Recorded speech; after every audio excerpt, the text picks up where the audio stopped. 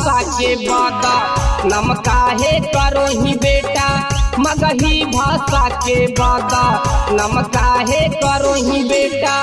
बैरला हो बे खातिर गंदा गाना गाबो ही बेटा। बैरला हो बे खातिर गंदा गाना गाबो ही बेटा। मगही भाषा के बादा नम काहे करो ही बेटा। मगही भाषा के बादा नम काहे करो ही बेटा।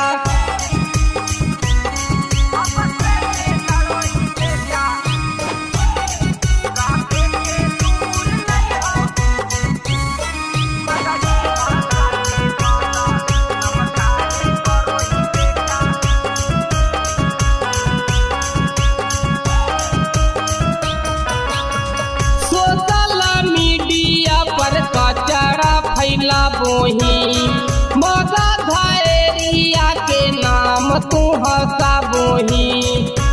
सुन रे बेटा, सोशल मीडिया पर कचरा फैला बोही मगा धैरिया के नाम तू हंसा बोही।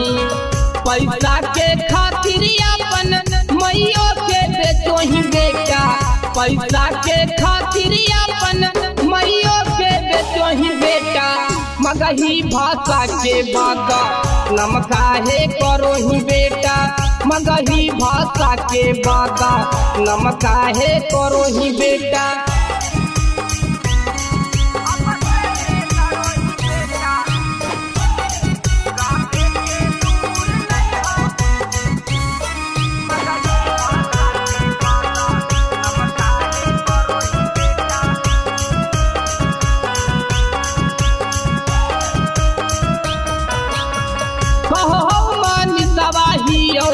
बापो के बाप रे गावेले सीखे पहले कब करी हूँ बाप रे।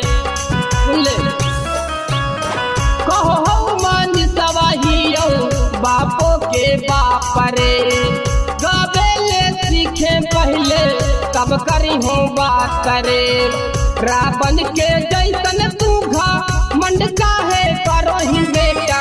रावण के जैसन तू घमंड काहे करो ही बेटा। मगही भाषा के बादा नम काहे करो ही बेटा। मगही भाषा के बादा नम काहे करो ही बेटा।